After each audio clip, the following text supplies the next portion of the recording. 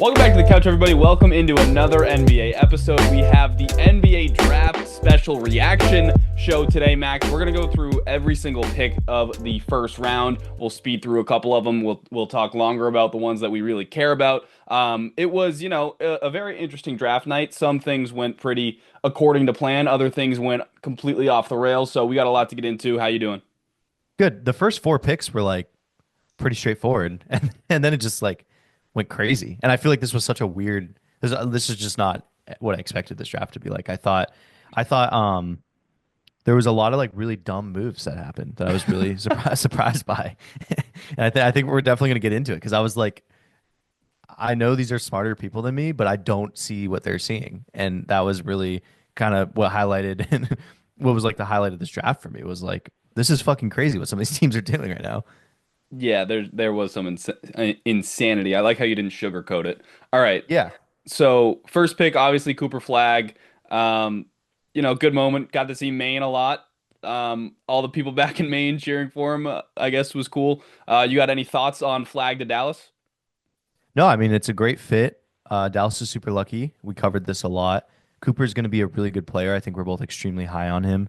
He's such a good all-around guy. He's going to be a plug-and-play guy.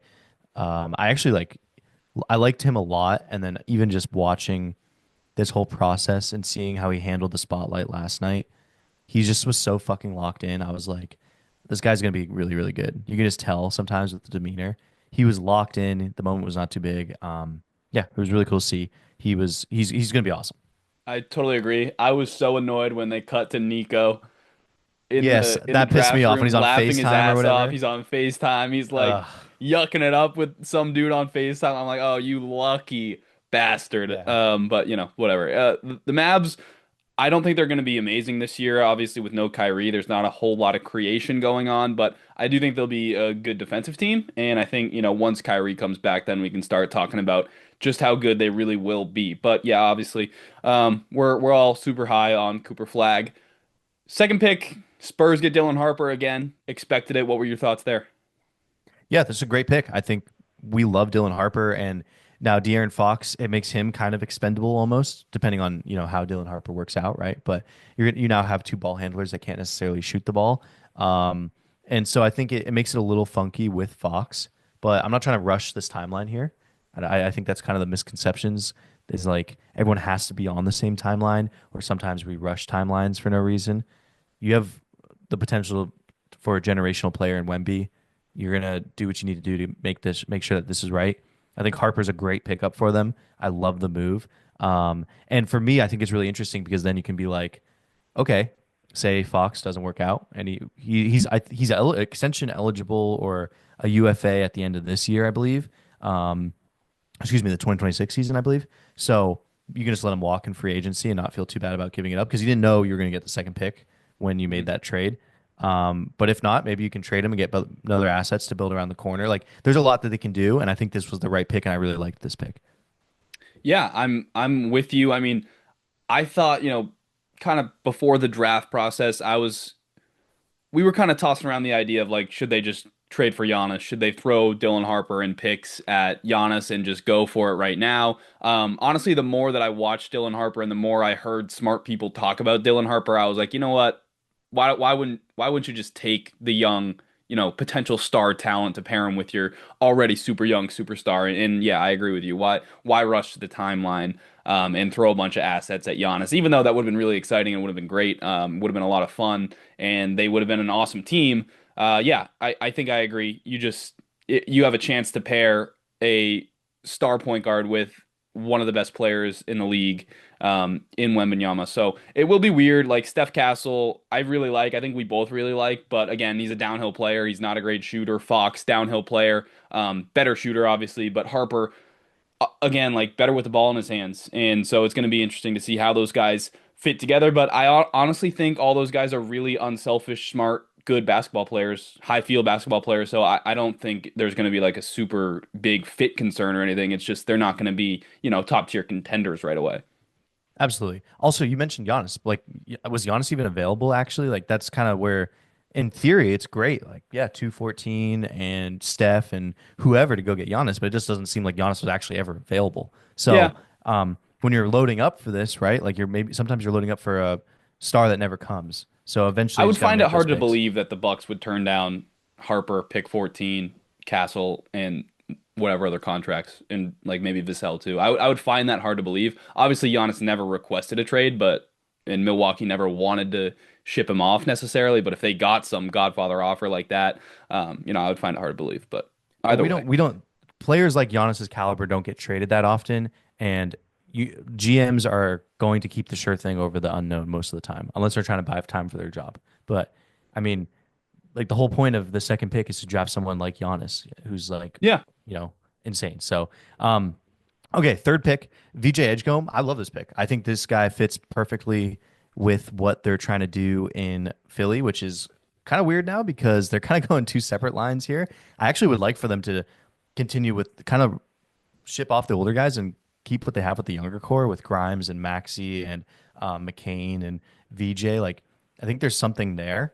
And I would like if you could get off the two hardest contracts. They have two of the three worst contracts yeah. in the league with Embiid and Paul George, so easier said than done here. This team is going multiple different ways. They've got a young, they've obviously got a super young core, but then they clearly want to compete and think that they're good enough for a title, I guess. So it's a little bit strange, but VJ is someone that it can play right away, but also is going to need some time to develop as well. So he kind of fits the mold of both of those things.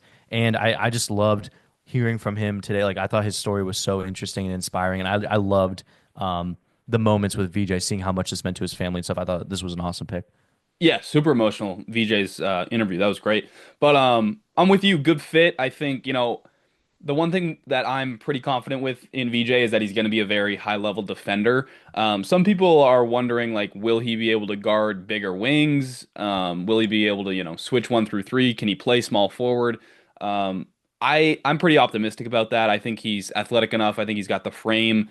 I think he's got the athleticism to be able to guard 1 through 3, even though he's only 6'4.5", 6'5". Yeah. In terms of the offense, like I don't see the creation upside here, but on Philadelphia, I don't think you need it. I think what they got is a solid off-ball wing, a good defender, a guy that you hope develops into a really solid off-ball shooter, and a good transition player and a good high feel guy cutting and making connected passes. So I think it's a great pick for the Sixers, even though I don't know if I would have VJ as the third best guy in the draft. I do really like it for the Sixers. Yep. And so this is where the ace slide starts to happen. At number 4, the Hornets draft Con Knipple. First off, what were your thoughts on Con? Yeah, I love Con. Like I just said, I think Con is probably a better player than VJ. I think just in a vacuum, I would have Con over VJ on a big board. Incredible shooter, obviously, but also a guy that is not scared to put it on the deck and score one-on-one when you need him to. He can, he's got the size to put his shoulder into guys and shoot over the top of guys. Really good passer, good cutter, and a smart defender. He's not probably going to be a plus defender, but he is a smart defender. He's not someone that you're going to have to, build your defense around hiding, I don't think. I think he's going to fit right in as a defender and then just add a ton of value on offense. And in terms of the Hornets specifically, again, I love it. I think it's perfect, right? He's going to slide right in. He's a guy who doesn't need the ball. To pair with LaMelo, a really good shooter and a smart offensive player, I think is a nice kind of refreshing thing for the Hornets to get a guy in there who really just has high feel, knows how to play the game, and he's not going to take bad shots. He's just only going to add positively. What did you think of Con? Love the pick. Can't wait to go watch him this year, or I guess next year, in Charlotte. I love that him and Brandon Miller are like the adults in the room now because both of those guys are absolute demons. They're super locked in. They're, leaders. They're the antithesis of what LaMelo Ball has been so far with the Hornets in terms of LaMelo has not been super locked in. He plays with a lot of fun, but he's not super. He doesn't appear to be as competitive or cutthroat as those other guys. With Con, he's probably going to be one of the most competitive guys in the room at all times, unless he's with Brandon Miller, who we've heard the same thing about all last season. I like that they're like what Charlotte's doing here. I like that they're bringing the Con Knipple in. I think he's going to be really, really good for this team, and I love this pick for them. He fits in pretty seamlessly with what they have going on. That being said, they are going to literally let up probably like 145 points a night because they're just not Yeah, going to guard. 100%. So And they traded it's Mark going to be tough. Williams, Yes. which I thought was a good trade, but you're giving Yeah, up your good trade for center. them. I mean, we'll cover it a little bit later. You traded your center, so they're I don't know what picks they have tonight. I'm scrolling down here. Okay, they got 33 and 34. So unless that got traded, I don't think it did. Yeah, so far it hasn't been updated that that's been traded yet. I know the Lakers were moving up to get Cockburner apparently. I'm pretty certain, and I'm crossing my fingers and praying that the Celtics take a big at 32, and then Charlotte has picks 34, 33, and 34 back to back. So I'm hoping Celtics either take Rynod or Cockburner, and then Charlotte takes the other one. That would make sense why you trade Mark Williams in that scenario then if you knew you were well, one, you kind of fleeced the fucking Suns who attached a first round pick to that move, which we'll get into later. So obviously you make that trade there, especially with, Mark Williams, who you try to trade, failed a physical, and then you're like, hey, you want to have Mark Williams again? Like that's fishy to me. But anyways, I say all that to say that they're probably going to be able to get a center late Yeah. in this or early in the second round here. But yeah, Regardless, still though, like regardless. Nurk is probably their starting center, and so you're rolling out like Holy fuck, I forgot they have Nurk. you're rolling out like Lamelo, Dude, Miller. wait, listen, hold on. What if it's and this is the funniest lineup. LaMelo, I guess Trey Mann, um, Khan, Brandon Miller, and Yusuf Nurkic is like the funniest lineup ever. Yeah, Just not a lick just of defense. gonna lose 170 to 160. I mean, I love Musa. Maybe we get Musa some Yeah. more minutes. Get I don't some know. Musa Anchor the minutes. defense. I Hey, don't I'm in know. for Musa minutes, man. Yeah. So again, like Charlotte, if people remember, last year was one of my favorite teams to watch for the first month of the year when LaMelo was healthy and playing well, and Miller was in there and Trey Mann was playing. Like I had so much fun watching them, even though they're so frustrating and they're so bad defensively. And LaMelo is just a head case at times, but they are so fun to watch. And I think they're going to be even more fun to watch this year. And I liked the pick that they made at the end of the draft as well, which we will get to later on. Yes. So next we have Utah, number 5. And Ace Bailey, man, he said he didn't want to go to Utah. He didn't work out for him, and he gets drafted. How would you describe the look at it on his face when he got drafted? Sad. I think it was just, it was like, it wasn't like anger. It wasn't disgust. It was just disappointment and sadness. He looked like a little bit of shock. Like he did not Yeah. want to go there and he didn't think he was going to go there. But I mean, I like it. I like it from the Jazz just being like, hey man, we like you. So you're going to play here. What are you Like gonna do? Sit you're not out? going to tell us that we can't draft you. Yeah. He declined a, workout with them and they draft him anyway. So I like it. I mean, I don't love Ace as a player. If I was the Jazz, I was gonna say maybe I would have gone Trey Johnson, but honestly, if you're the Jazz, you may as well take the upside swing. So I like it. Yes, absolutely. Also, Jordy Rasheer Fleming just got drafted by the Suns. Yeah, I think They we knew that was coming. Yeah, we knew that one was coming. So Celtics are on the clock here, baby. You're gonna hear our live reaction to the round 2 pick. Which Jordan? Who do you want it to be? Hmm. I mean, you mentioned the two bigs. I guess I would go with Reno. He seems really skilled. He's a good mover at that size. He's not a great defender. He's got short arms. He's not going to be an anchor by any means, but I do like the way he moves, and I think he would add a lot offensively. And the Celtics need bigs. Why not take a swing on him?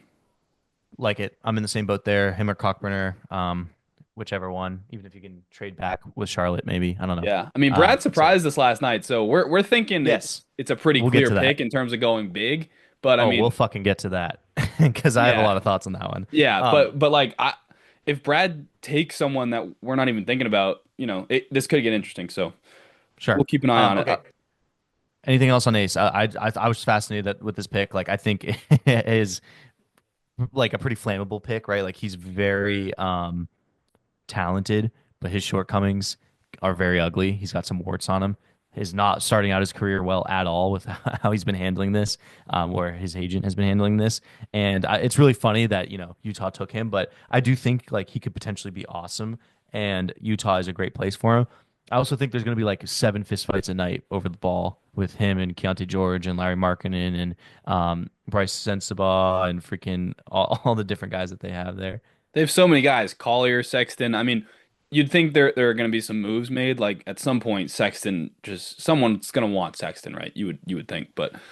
I um, mean, he deserves to be on a fucking good basketball team. Like, god damn, that guy plays so hard every night and just isn't on winning basketball teams ever. I want him on a winning basketball team. Yeah, I think honestly the Jazz might be a bit of a tough watch this season. Yeah, I'm gonna watch a lot of it just to see what they've got, and I think Ace will be fun to watch.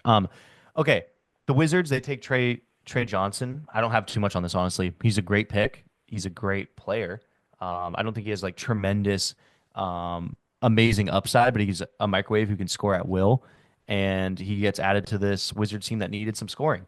I would have liked Malawach there just as like something interesting, just like as a kind of Yeah. a compliment to Sar. But I like this pick. I think this is a good pick. I think Malawach could have been cool because in theory Sar should be able to space the floor, and then you'd have Malawach as the true five. Yeah. But I really like Trey Johnson. Like I think he's the best shooter in the draft. I think he's got a really good chance to be a high level starter in this league, and I like what's going on in Washington. I really, Yeah. Bub seems like the guy who's going to get a lot of touches, and he's going to be the creator. They bring in CJ, who instead of Poole, I think is going to be a little bit better, in that slot as a leader, as a guy who's probably not going to take as many shots, even though he will still get his shots. Obviously, Bilal, Sar, we like this young core, so I like what they're building there. They are going to be a team that I keep an eye on to see how those guys all develop because I think they're just making a lot of smart moves and they got a ton of young guys and a ton of young talent. And at some point, you really want to see some of these guys hit. This is where the draft goes off the rails here, Jordan. And we have been wanting to talk about the Pelicans all day. What the fuck are they doing? I don't get this. All right, well, 7 is Jeremiah Fears, so I wouldn't say this is quite off the rails yet. I mean, it's a little off the rails because you A little got bit. what? You got Poole, Fears, and DeJounte Murray, 3 ball dominant guys who could be accused of, shooting it a little bit more Not to mention Jordan Hawkins off the bench. than you would like them to. Yeah. I mean, I like Jeremiah Fears as like an upside swing as a star bet. I think he's gonna be able to score. I think I'm Wait, more hold on, optimistic. hold on. You like him as a star bet? What do you mean by that? I think he has star upside. Really? Yeah, he absolutely does. I am not there with him. I do not like Jeremiah Fears very much. I think like he's like swagged out, which is sick as fuck. And I like that he gets to the rim and I like his handle. The guy can't shoot the basketball and kind of never has been able to. And Yeah. he's small and he's extremely I undersized and he mean, can't defend. the sentence I was gonna say is I'm more optimistic about the jump shot than other people. Mhm. Um, I just think he's going to have a mid-range pull-up, and whether or not he becomes a knockdown three-point shooter is going to be the big swing factor. But I think he's got good mechanics, and I think, there's a lot of shots that he had a lot on him at Oklahoma. Like, I don't know. I think shooting is also really hard to predict. Like, if he gets with a good shooting coach and just works his butt off, I don't think there's any reason to believe that he just can't become a good shooter. But yeah. The Celtics just drafted Noah Penda from France. Oh, I like Penda. You don't like Penda? Oh. No, I really wanted the fucking bigs. I don't know what we're doing. I mean, What? I Go to think Penda real Penda quick. like kind of what?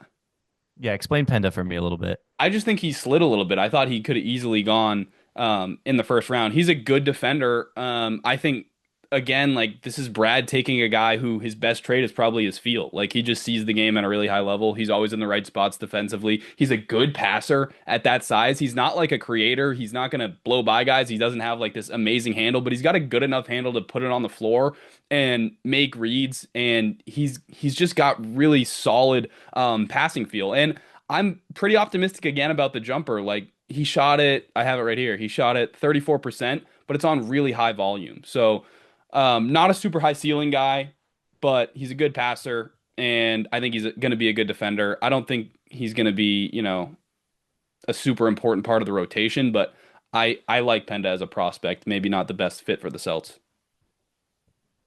What- Our the center we have on fucking roster right now is Xavier Tillman. That's it. And Yeah, I Kata. mean, we better get Cornette and Horford to sign that paper, man. Oh my God, dude. Yeah, like we bitch about the second apron, and the way that you fight the second apron is you fucking get like you draft good rookies, and then you have them on on their rookie skill contract. So if we're even in the fear that like there's definitely a market for Al Horford, and there's definitely a market for Cornette. What if we lose out on those guys? And even if we sign both of them, I'm sorry, no, neither of those guys are starting centers long term. No, definitely not long term, but I mean, So what? Like I don't maybe understand not maybe this drafting a is fucking maybe we're center here. tanking. Maybe we want a lottery pick. Who knows? Ah, this is. They, I believe in Brad. I believe in Brad. I'm just gonna say that. But I know he's had a lot of bad draft picks in the last few years, so that's why he hasn't had a high hit rate on draft picks. But I'm gonna need to see some fucking hits here soon, man, because this is frustrating. I'm Yeah. frustrated. I don't love that pick. Cool. But that was a great synopsis on Panda. Shout out to you for having that ready somehow. That was very impressive. And I cut you off during Jeremiah Fears talk. You said you were his mechanics were good. You weren't super scared about the jump shot. No, I would say like the thing that worries me is, and I heard Sam Vecini talk about it, is small guards just don't seem like the way of the future in the NBA. And like we watched Darius Garland this year, who's an incredible basketball player, get picked on in the playoffs. And Yeah. Vecini was talking about like Garland is incredible, but I don't know if you can win a championship with Garland as your, second best player or whatever you think he is on the Cavs as a starter. So it just gets like, even if Fears hits his upside, right? Is that even worth it to take a small guard who maybe becomes a star, but does having a star small guard even get you that far? Like, so I kind of am understanding of that argument, and I am worried about that. Also, like for the Pels, I didn't get it. I don't get taking a swing on a guy who you really want to give a lot of touches to and let develop and let, have the green light a little bit. Again, bringing him to a team with Poole and DeJounte. Obviously, Zion's going to get his shots. Like, they have so many guys there. Trey Murphy. Fears is going to be what, the ninth man in this, like, Yeah. 10th man in this rotation. So that didn't make a ton of sense to me. Yep. Okay. Let's go now. I honestly don't have too much to say about Colin Murray Boyles either. I think we both liked him. You He's a skipped very eight. all around guy. Oh, excuse me. This one we do have a lot to fucking say here. This was the start of the Nets disaster class. Did you agree that the Nets five picks were rough? Worst, worst draft class of the night. I mean, worst, Easily. like, And he had so the bad. most shots at it, the most opportunities, and they were just like, "Yeah, fuck it, I'll take all the guys that are just like, fuck them, we'll figure it out here." So they start with Yegor Demin, right? A guy who doesn't have a ton going for him. He's a great passer. He has great size. Can't score. Can't defend. It's not the most athletic. Um, Not the Definitely most would have been athletic. available later, way later than 8. Yeah. And you had 5 fucking picks that you could have, if you really loved him, moved up with or waited for him to drop. Like, who are you bartering against for Yegor Dremin? I don't see it. I don't get this move.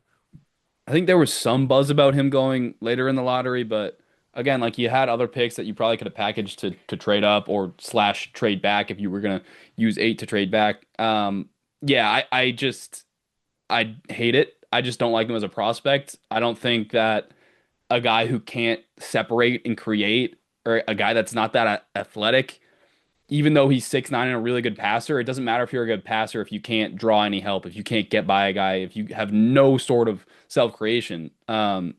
So His I'm comp was like, literally like if Josh Giddey made less layups. And it's like, well, then that's not a I good think I basketball think he's player. much less athletic than Josh Giddey. Yes, Josh he Giddey is. doesn't have much of like this super shifty bag, but he has But like he's a quick. decent first step. He can Yeah. get into the paint. I don't see Yegor being able to do that. He's 6'9", 200. Like I think he's gonna get bumped off his spot every time he drives. I'm kind of curious to watch because he is like a fun watch when he makes those crazy passes. So again, like I'm gonna give him a shot and I'm gonna watch the Nets and I'm gonna be like, all right, let's see it, Yegor. Like, show me something. But I don't have a ton of optimism that he's gonna show a whole lot. So Yeah. he also Crazy can't pick shoot. that he can't shoot. Yeah. So it's He just literally like can't shoot a lick, he's good at literally passing, and he's tall for he's a tall point guard. He's good at passing and and he's a can't do anything target on else. defense. So Yeah. So bad pick there. Rockets, or excuse me, Raptors. Colin Murray Boyles, very all around good player. I think we both like him. I think he fits in nicely with what they've got going on. I really like that they added like a defensive minded guy who fits in well with just what the Raptors have going on. I think this was a really good pick, and I really like this pick. yeah, there's a lot of smart people that think Colin Murray Boyles was the best big in this draft. I thought Malwatch was the best big, but when I say big, I'm not including Flag, by the way. But Yeah. I really like Colin Murray Boyles. I mean, incredible defender, can basically guard 1 through 5, just super switchable, fast, strong. Offensively, he's a good passer. I think he can become a pretty good driver. But yeah, I mean, I like it. I probably would have gone Malawatch, but Me too. we I would have gone saw Malwatch. we saw Malawach go at the next pick to the Suns, which Yeah. I thought was a great pick, obviously in major need of a center.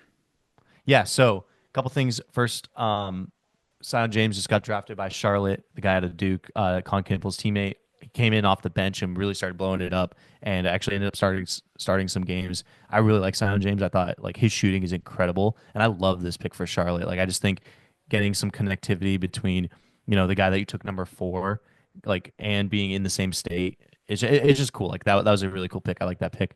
Um, yes. This pick, excuse me, the Rockets the Suns via the Rockets draft Common Malawach. Great pick for them. I was like, this is great. This is a great pick. I love this pick. And then Mark Williams has been traded to the Phoenix Suns for number 29. I think to myself, okay, you know, not a bad trade. And then I scroll to the bottom of the tweet and I go, they included a fucking pick. They included a first round pick with this. Like, what are we doing? What are they doing? I mean, I think they're trying to compete. I think they're trying to still be good, which I don't know why you would, but they got two good centers. I mean, two first rounders for Mark Williams is just far too much. The guy, I really like him when he plays. He doesn't play. He has a Yeah, serious injury concern. You mentioned it earlier, Charlotte wanting to shop him multiple times. Like he's a young center that they drafted and have had in-house, and they're like, "Hey, does anybody want this guy? Like, we really are trying to get rid of yeah. him, and they need centers." So that should tell you something. Again, like for the Suns on paper, they got better as a basketball team, so I guess you can say that. But But it's just a confusing direction that they're this is, choosing. this is a team that doesn't have first to throw around like this, and then they fucking throw a first round. That could be that's oh man.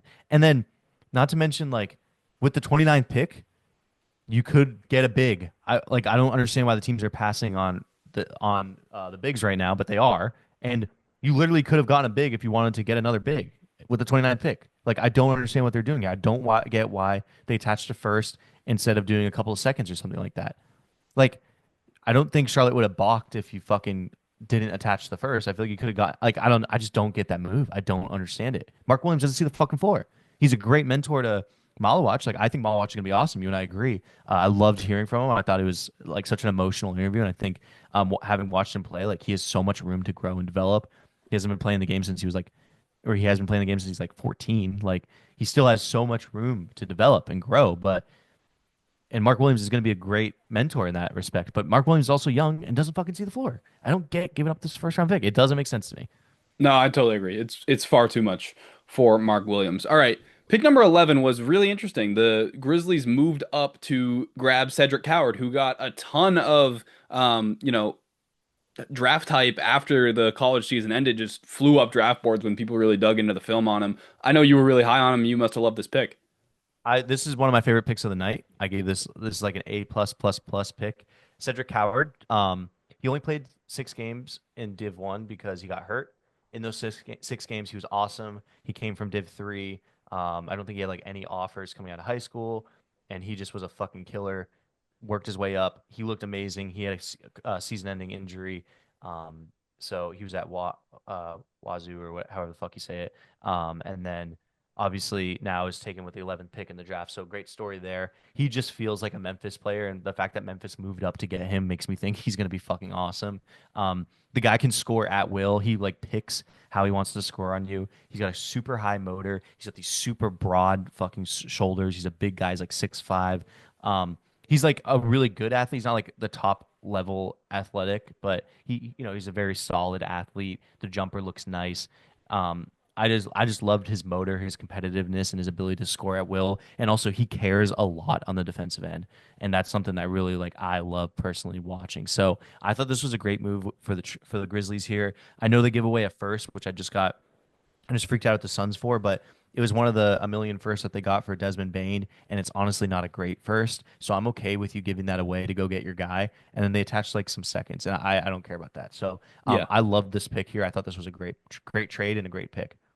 Yeah, definitely reasonable price to pay to move up. Just to clear it up, he did play 3 years in Division One. He only played 6 games at Washington State, high Gotcha, major gotcha. Division One. So he played at Eastern Washington, which is, a lower major school. But coming into the draft, like again, I wasn't a guy grinding tape, just kind of a YouTube highlights, blink test. Probably spent, I don't know, 25, 30 minutes watching this guy. I didn't love him. I thought he was getting a little bit overrated, just because of the competition, because I don't think he's going to be a creator in the league. I don't think he's going to be using the post game that you saw so much of in his college days. I do think he's a good shooter. I like the wingspan. I like the movement shooting. I like the release. I think, he's got really high feel. I do worry about the handle again. So it's like, if you're drafting him thinking he's gonna, be some sort of creator or star in the future, I don't see that. But I do think I see a pretty solid role player.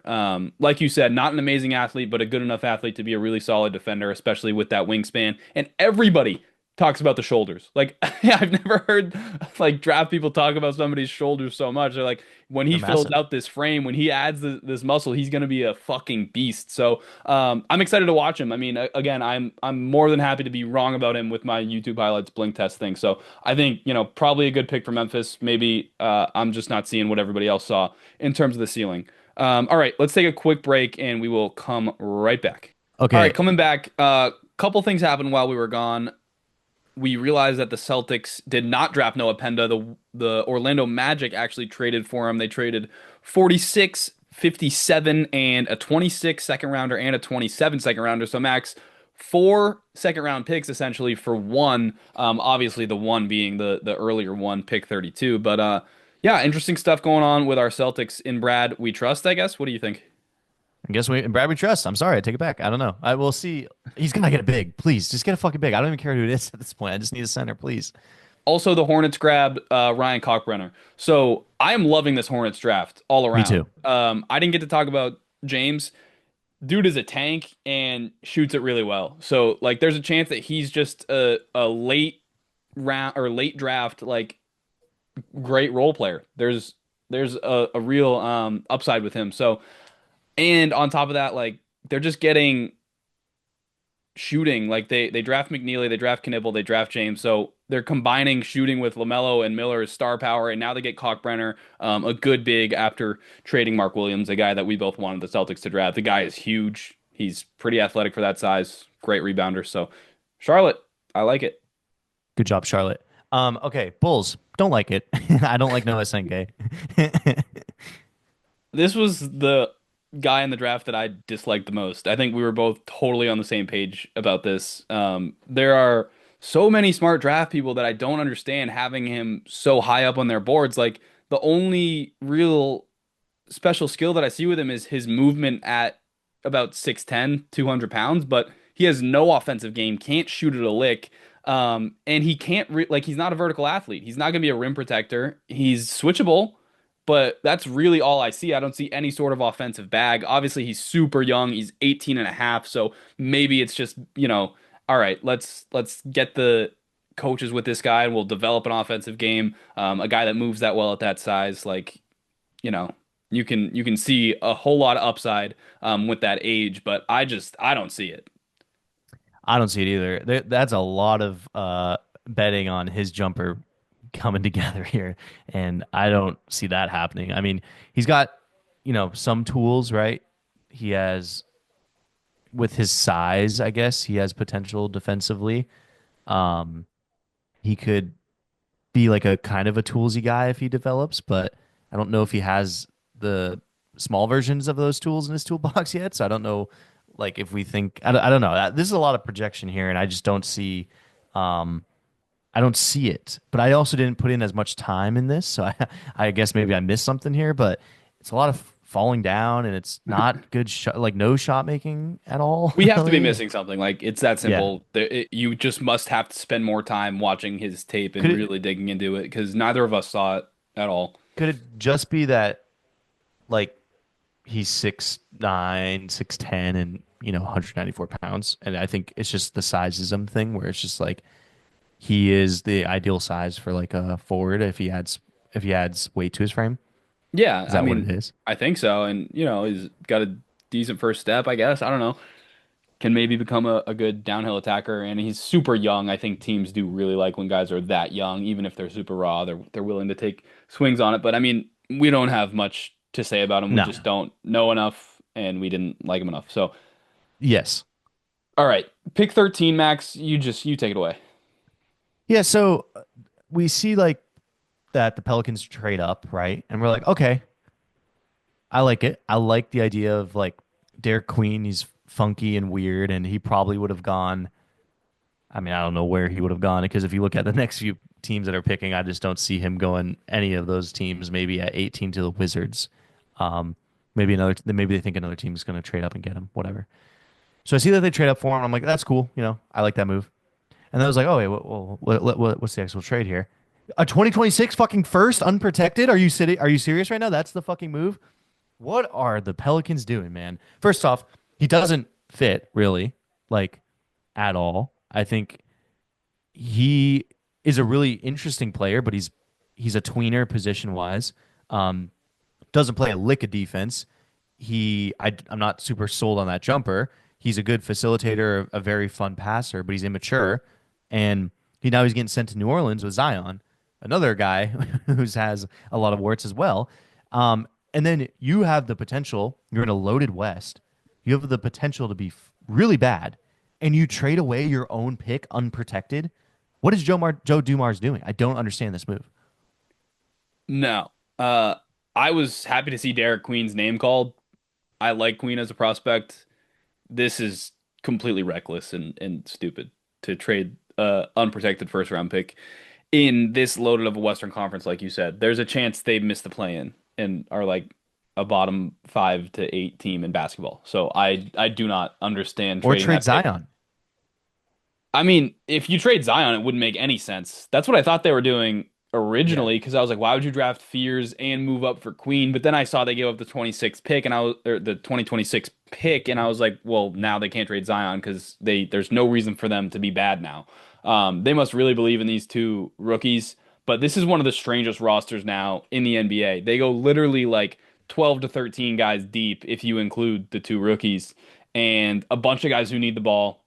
There's just not enough basketballs to go around. I mean, they're the number one league pass team for me, no doubt. Like Yeah. I Yeah. am so excited to watch how this all fits together. If it's ugly, if it's a mess, or on the nights when it's fun and it's good. Like I can't wait regardless because I like so many of these players individually. I think it's a really strange fit, and they have now so much pressure on them to really win games. Because if they have a really bad season, then this pick in this move is going to get looked on, for years to come as like one of the worst moves that we've ever seen.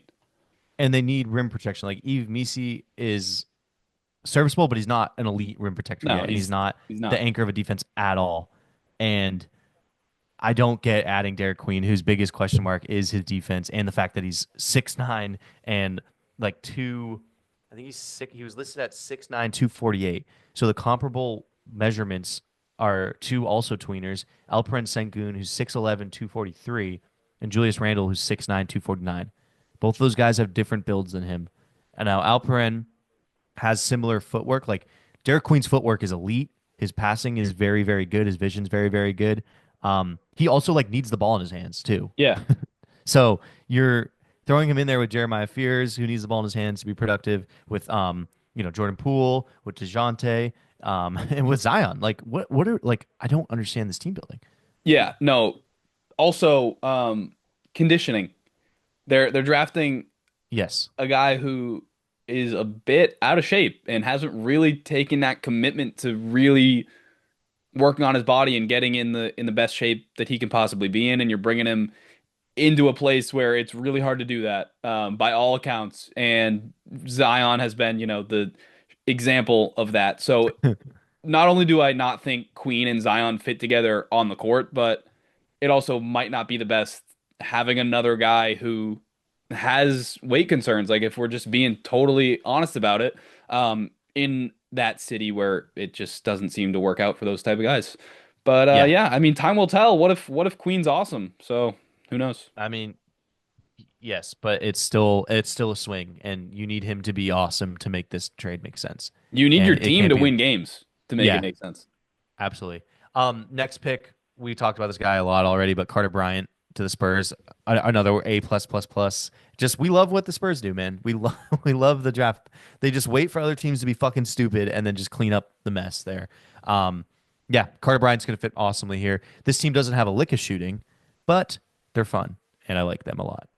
Yeah, Carter Bryant, any team that's trying to be decent, I think was going to be a great pick for.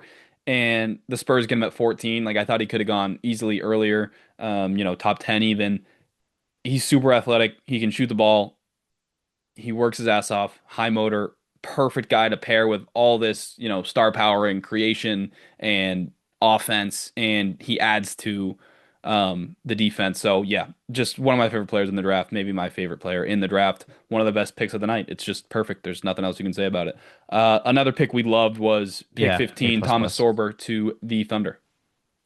I hate it because I love it so much. Sorber is just perfect. Like we talked about how Hartenstein was kind of like played off the floor as the center, as the backup center or starting center for the Thunder. Just he couldn't stretch the floor enough for them, and he just wasn't capable of giving them the minutes that they needed.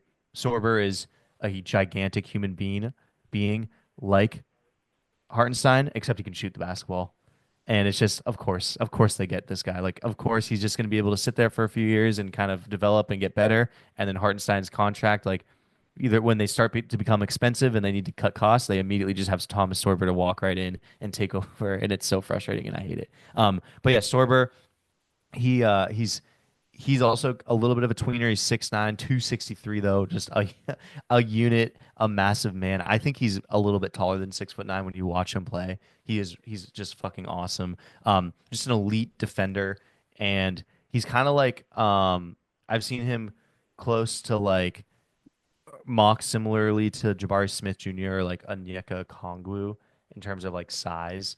But yeah, he's got all the fundamentals for the NBA, and he was really good at scoring the basketball and rebounding and blocking and just being a fucking awesome player. So I this was just a great pick by OKC. Yeah, he's an absolute unit of a human being, 6'10", 263-ish.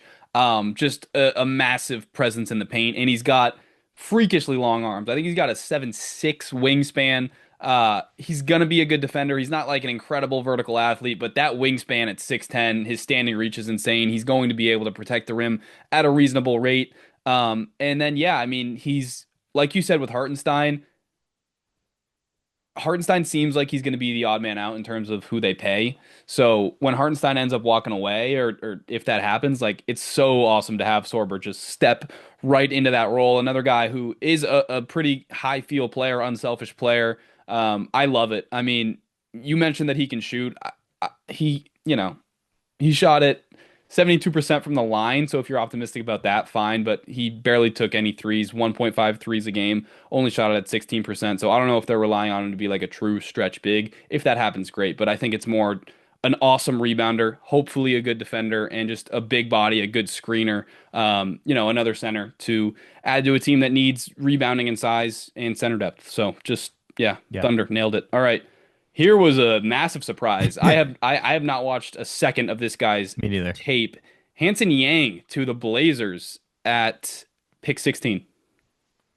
Oh, you gave this to me. I haven't watched a second. I was the team that I literally would be like, this is the last team that we think is going to draft a fucking center right now. Um, Drafts trades up. Well, not actually. They trade back. Excuse me, and then drafts a center at 16 when there's just way better players available. I don't know what they're doing. I don't get this pick at all. They said they've been scouting him for 2 years. I guess. I think he would have dropped. To be honest with you.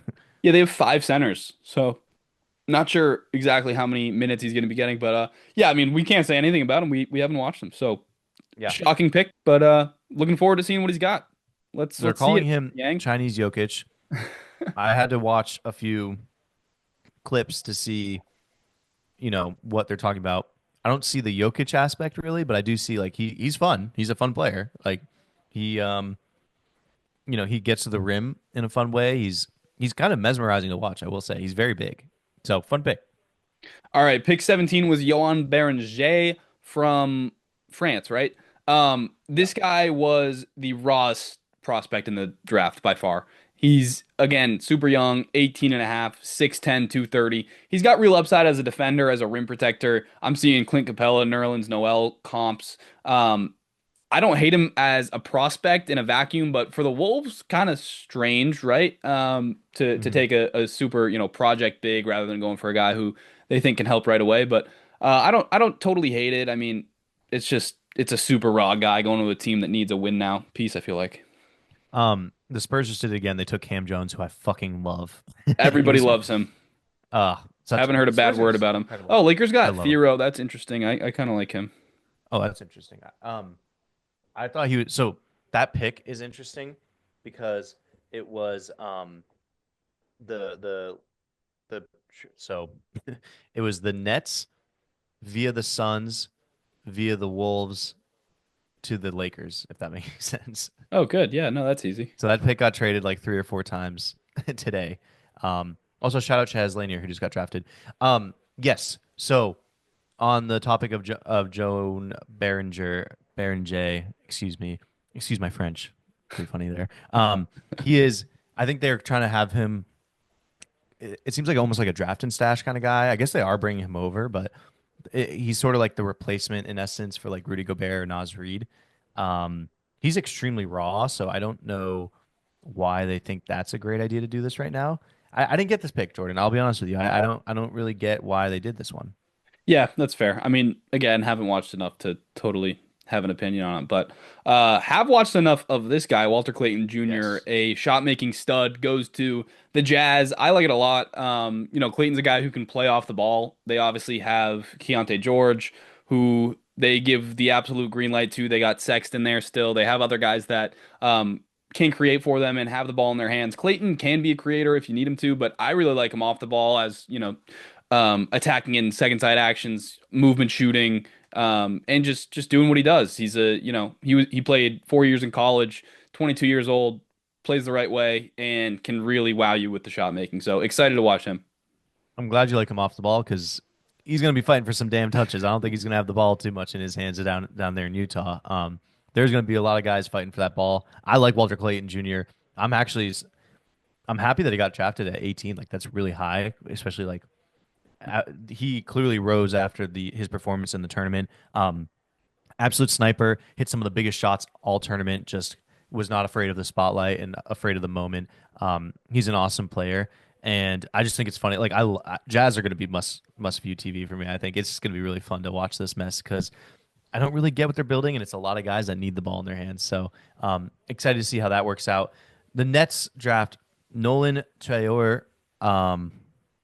Just another reach. Like what are we doing? I don't get this. I don't know. I didn't watch him, but everybody I've seen is like, why did they take eight or five ball handlers or whatever? And just, Yeah.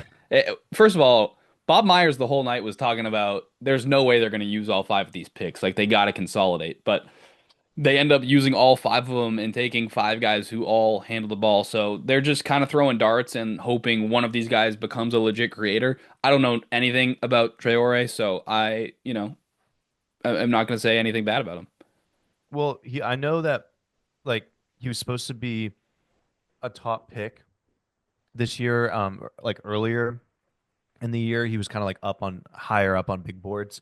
He slowly kind of dropped here. He's a 6'5" guard. He's like 175 pounds. He doesn't play in like the greatest tier of French basketball, I guess. I think he's in like the second or third tier. So he's not like there's questions about his competition and things like that. He's got like a ton of athleticism.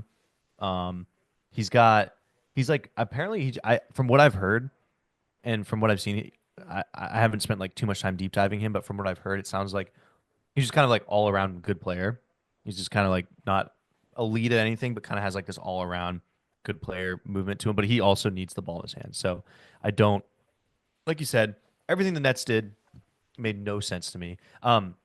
Especially when this guy, Casper Saxiunas, is on the fucking board and they just let him drop to the Heat. And of course, the Heat just get another steal in the draft. Another, like, there was questions about him, right, where he's not an elite athlete. Probably he's not going to be able to get around too many people, but he's a really good ball handler. He's a very solid shooter. He's something. And it would have made more sense if the Nets like went after him than Nolan Traore, I guess. But they're just kind of Yeah. taking shots in the dark here. But I love this pick for the Heat, especially like kind of like Hawkes-ish in that way, where it's just like this guy has experience. He's got his limitations, but he's a smart basketball player, and we're betting on his brain and like what he can end up being, right? Yeah, I mean, really high field player, great passer. Like you said, I don't think he's going to be an amazing, scorer or like be cooking guys one on one as your lead creator, but as a secondary ball handler, I really like him, and he's got good size, 6'5", 205. Sam Vecini, who pours his life into the draft, had him mocked at 7, and he falls all the way to Wow. 20 to the Heat. So, yeah, I think it's a good pick. Not a good pick, in our opinion, was his teammate in college, Will Riley, who goes to the Wizards. This is a guy who I just don't know if he's an NBA player. Like, he is super raw. His thing is that he's huge and he handles and he can move. The idea is that he's like got this, weird herky jerky stop start stuff at that size, and he should be able to get to the rim and finish. But I don't think he's got a great handle. He's definitely not a good athlete. Like I don't No, think this is an no. NBA athlete, and he doesn't have the size to like put his shoulder into guys or use any sort of strength. He's 6'9", 186. So I don't see it with Riley as a prospect, but if there was a place for him to go, I think the Wizards is a reasonable place where he's going to be, thrown into the fire with all these other young guys, and he's gonna get a chance to develop, even if I don't think he's got a great shot to do it. Yeah, I mean, he was like a bench player on Illinois too. So it's like Yeah. if he was that good to be taken in the first round, why is he not starting? Like I don't get this. But yeah, man, I just he's got to put some weight on that frame, and even then, there's like a lot of attributes that he's going to need to tighten up here in order to really make an impact. Yeah. I guess if you're Again, can't Washington shoot. though, yeah, and I guess if you're Washington though, you can throw some fucking darts at the board here and see what hits. So yeah, kind of a yeah, a meh pick. Upside swing. Um, upside swing here. We don't need to go. I say we start doing these like three at a time because I know my watching kind of tailed off around here in terms of prospects. Drake Powell, though, want to give a quick minute to him. The Yeah, I Nets love take Drake him. Powell. Yes. Again, like Sam Vecini had him, I think, mocked at 34. I think the Ringer had him at 30. This was a guy who I watched and felt really strongly would go earlier than those mocks had him.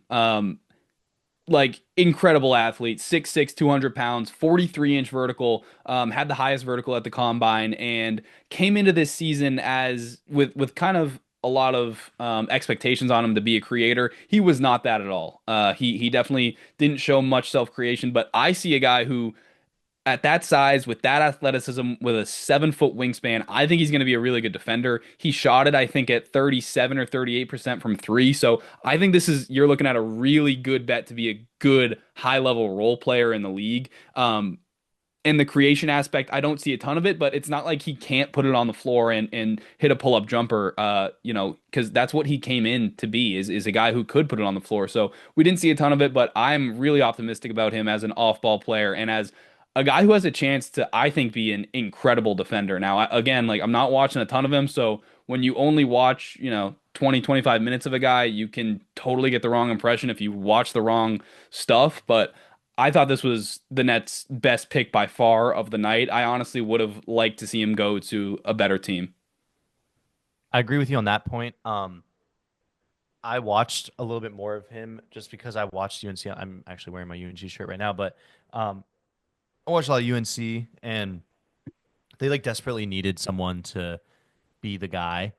And there was a lot of times where he did step up, but there was also a lot of times where he just was kind of not there, and he was kind of like 50-50 on whether or not he would show up, and that was frustrating. He's not like a score at will type guy. He's just got a really high motor, which I really like. And when he's like up for it, and like he has a high motor. I'm not saying he's not up for it all the time, but when he's like locked the fuck in and going off, he plays really really well, and he's super fun to watch. He's kind of a freak in terms of like his competitiveness. So, Yeah, so love it. I think it was hard being on that UNC team that was like that was a tough watch a lot of the nights. So I agree with you. Like I wish he wasn't on the Nets because this team sucks and clearly they don't know what they're doing with team building. So I love this pick. Uh, Asa Newell out of Georgia, the Hawks take him. He was a guy that was like high on their board, and they were able to kind of drop back and make that by fleecing the Pelicans and get him in. Guy's interesting. He's kind of another tweener guy, kind of a forward, but he can't shoot. But he's really good at like mid range and just hits layups. He torched Tennessee. I think he had like 30 against Tennessee this year when he was at Georgia. So I watched him do that. He kicked our ass. He was supposed to be like a pretty high pick when he was projected up, but just never really got that shot. And again, just being kind of that tweener, like a 6'9" guy who doesn't shoot. There's some questions about him, but he is a good pick for them. And then Nick Clifford is like another just all around great player, and the Kings actually made a good pick. That was a good one. So, any thoughts on those last two guys? Yeah, didn't watch much of Asa, so I'll leave that alone. But Neat Clifford is a guy that so many people that I trust absolutely love because of the high feel, because he is a guy at that size who can handle and make shots, but he also is a really willing and good passer. He can, take defenders off the dribble and make plays. And it just seems like everybody loves him as like this plug and play guy, older guy, 23 years old. So maybe, a reason why he fell a little bit. But yeah, I'm excited to watch him. Yeah, just think it was straight ageism why he fell. And then the next three are kind of fun. Jace Richardson, who's way too small, but is probably like one of the best shooters in the class for a team that desperately needs shooting in the Magic. I really like that pick for them, especially with his dad Jason having all that all that background experience with the Magic in the past. So I like that pick there. Ben Saraf out of like Israel, he is another guy who's just really ball dominant and he needs the ball in his hands, is a ball handler. 6'6", 201, sort of like I, I don't really know. Like he's a good playmaker. Um, he's a really good passer. He has good reads. He just likes to get to the rim a lot, like attack the rim. Um, he needs to become a better shooter, just both from the mid range and 3 point line. But he just needs the fucking ball in his hands. Like I don't get what the Nets are doing, especially with the next pick and Danny Wolf, who has one of the strangest like skill sets where he's a 7 foot point guard. And he's fun to watch, but he's definitely unique. So you literally drafted five guys that need the ball in their hands. Pause on that, obviously, and so it's just kind of weird. But what do you think?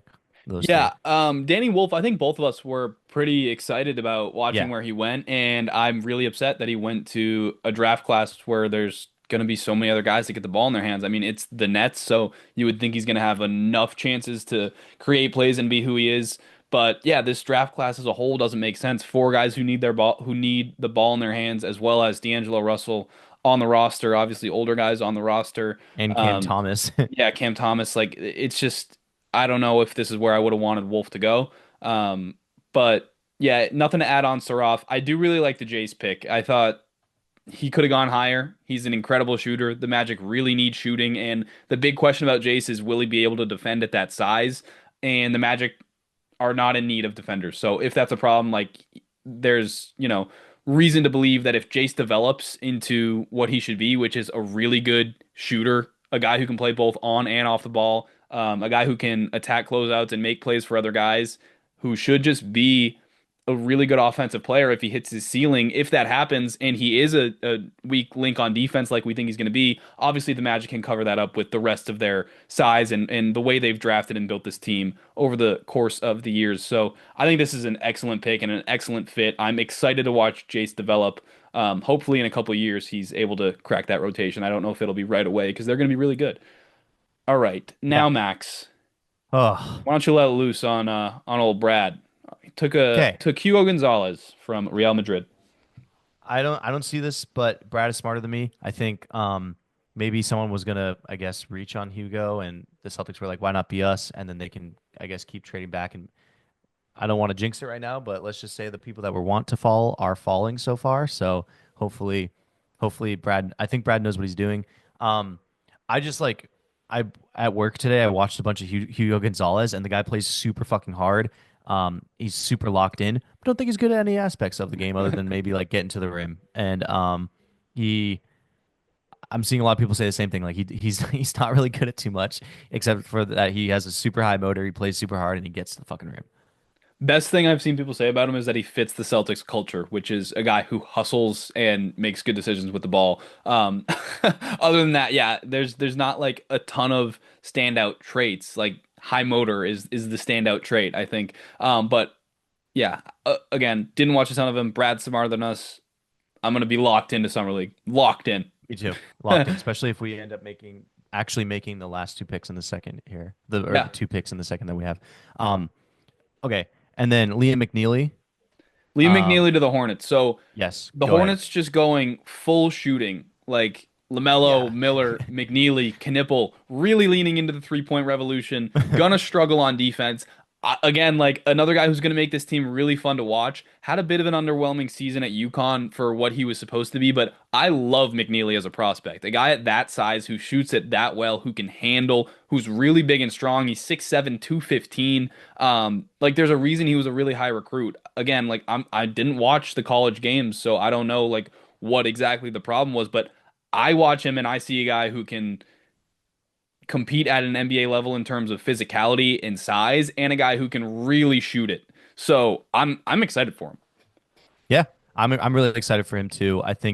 Um, I think a lot of people were confused as to why he slipped as well. He's just kind of an all around guy. He's an absolute fucking lunatic on the floor, as most of those guys that play for Danny Hurley's program up in Connecticut are. Elite shooter. Him and Jace and others are like the better shooters in the class here. So Trey, yeah. totally agree. And then it's funny, like there you mentioned, you've even forgot like Trey Mann on the Hornets. Like they just have all shooting. It's very funny. A lot of spacing, I guess. But yeah, Liam McNeely, like another good culture guy too. Like a guy that's gonna instantly mesh with Kahn and Brandon Miller. And then Sion James, who they just brought in as well. Like those guys are all dogs. Like I like the atmosphere that they're creating here. In Charlotte, and I actually think they kind of have like a college all-star team, which is super fun, and which I thought the fucking Nets would do with their five picks. We were laughing it was going to be like a college all-star team, but I guess that's in Charlotte instead of Brooklyn. And then the last guy, Yannick Conan Niederhauser. I had never heard of him. No, I didn't even know who he was. Yeah, but I mean, some people like him, some people hated it. I have no idea. I saw the video of him running and his head's like hitting the ceiling. So he's 6'11", 243. I saw him running like when he gets called because he's sitting in the fucking crowd. Him and Henson Yang are sitting in the crowd when they get drafted. Like they weren't expecting to be drafted, and they both have to like run down and get everything. So yeah, 6'11", 243. I don't know shit about him other than when I saw the the little B-roll footage about him when they drafted him. He had a bunch of blocks. He had he had a lot of dunks and he looked like he finished a lot of lobs. So fun, interesting pick there. But I don't know too much about him, and I think that I'm gonna venture to say that might have been a little bit of a reach there at 30. But you know what? Good for him for making it into the first round. Just a weird kind of reach for the Clippers, I guess. But who cares? Yeah, I mean, I'm reading that he's an elite athlete who lives above the rim. That sentence alone kind of made me feel better about him. So I'm excited. Yeah, there you go. I mean, yeah, and he's gonna be there. The wall can watch that happen. So a lot of fun there. Yeah, first round, man, ended up being super weird. Like a lot of players just got taken that we didn't think were gonna be taken. So super weird, super fun draft so far. I got to Please, be honest. Celtics, get a fucking center. Last year's draft class was obviously a super down year. This year wasn't like absolutely unbelievable, but it was like a pretty good draft class, and I am so excited for summer league now. Like summer I league can't last wait. year was like, So it bad. was boring. It was not fun to watch. I am excited to watch these guys duke it out over the summer and into their rookie season. So really Yeah. fun first round. Yeah, and the Nets whole team is it's like you get to just watch early Nets, basically. Like, oh, cool. Early Nets. Nice. Oh, the Nets are playing in summer league, huh? Yeah, the full Nets team is playing in the summer league. Okay, cool. Sick. Awesome. That's so fun to watch. Yeah, I can't wait to watch the Jeremiah Fears Derek Queen start in for New Orleans in summer league. Like that's gonna be fun. Yeah, I can't wait for summer league. I love watching the draft here. Please, Celtics, get a fucking center. Please, God, please. And Brad, we I trust. need it. And Brad, we trust. All right. That's gonna do it for us here. We are going to reconvene with basketball related podcasts probably anytime after, like, if there's any big trade, we will be doing a basketball podcast. If there is any big signing, we'll do one. I think we're definitely going to do one after free agency, regardless. But any other than that, like that's the only one that we have actually planned. Other than that, though, it's going to most likely be like emergency podcast if there are trades. So There we're will probably be. actually not. There, We're in for a busy summer, I think, honestly. yeah. So I do think you're going to be hearing from us a good amount, but what you're most likely going to hear from us sooner is our movie podcast, The Recliner. So if you love movies like we do, Jordan and I are going to be breaking down a lot of fun films on the recliner. So please give that, like, check that out. That's a lot of fun. We're going to get that going for the summertime. But other than that, we'll be back with like any fun NBA stuff. But man, seriously, like, take a breather here. Like, what a season, man. We finished covering the season. What a season. I know we did it. Wow. Yeah, we only missed a lot of episodes in between, but we did it. It's all So, right. shout out to us. But yeah, thank you all for listening. We love you all. If you're on YouTube, please like and subscribe and leave a comment. It helps us out so much. Share us with your friends.